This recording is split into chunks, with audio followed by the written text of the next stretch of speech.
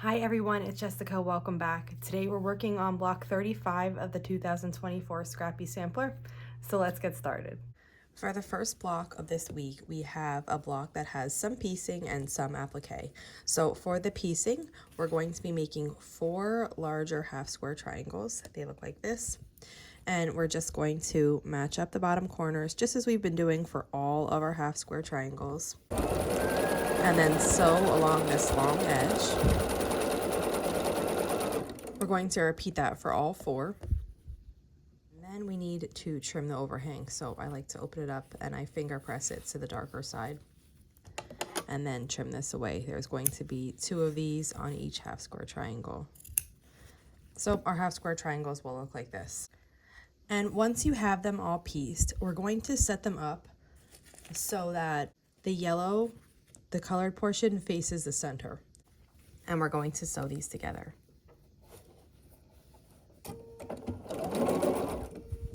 Okay, then you'll want to press this, but I'll just show you what we're going to do. And the next step is to applique these petal shapes to it. They're going to be positioned like this, and mine's going to look a little wonky because I did not press my block yet. But they're all going to meet in the middle, like this. And then you can stitch them on with your machine. I use the freezer paper method to prepare these. I have videos here on my channel that show that. I'll link to a few of them below so you can refer to that if you don't know how to do the freezer paper method. And so my edges are all tucked under. I could hand applique these. I could use a straight stitch on my machine to applique these. I could use a zigzag or an applique stitch. All of that would work. You could also do a raw edge applique if you wanted to do that. And so basically you're just going to applique these petals just like this onto the block. I've been hand appliquing all my pieces in this quilt so far, but I am going to machine applique this, and let me be a cautionary tale to you. So I press this all, it's 6.5 inches perfectly, and when I match this up how it's supposed to be, I'm super close to the edge. This is a little less than 1/4 inch. So what happened here was when I was cutting my template out, I wasn't really careful about cutting inside the black line. And what happened is as I cut my paper template out, then I made a freezer paper template from that, and then I cut my fabric. So as I did that, I added a little bit to it. And now I have a really tight seam allowance here. So if I did this correctly, I would have cut on the paper template just inside the black line, the inner black line. And then as I traced that onto my freezer paper, I would have made sure I cut inside that pencil line so that when I made my fabric and I folded the seam allowance over, the seam allowance should be exactly where the black line is. So to get that, like I said, you have to cut just inside on both the paper template and the freezer paper template. And then you would have a perfect 1/4 inch seam allowance here. Now I didn't do that. So as I made my template, my freezer paper template and my fabric, my template grew a little bit as I went because I didn't cut on the inside of that line. I could redo these, but I won't. What I'm gonna do is just sew them how they are. Like I said, this is shy of 1/4 inch, but I can make this work.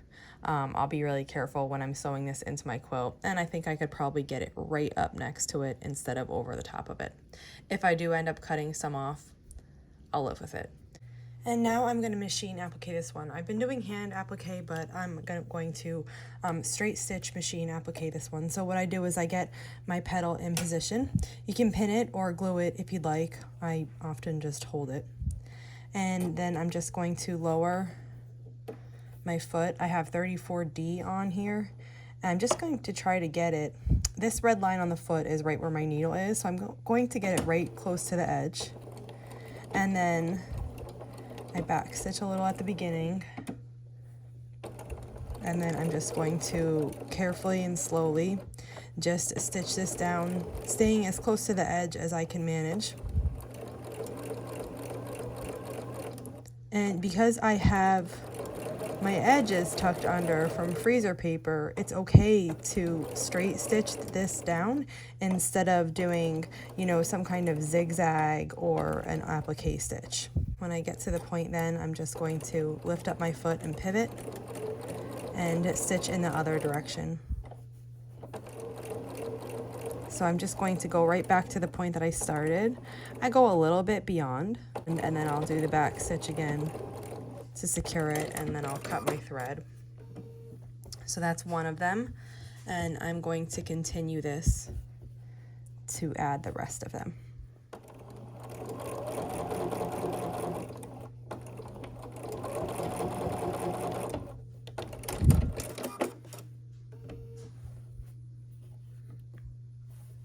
And here's what my block looks like. And that wraps it up for this block.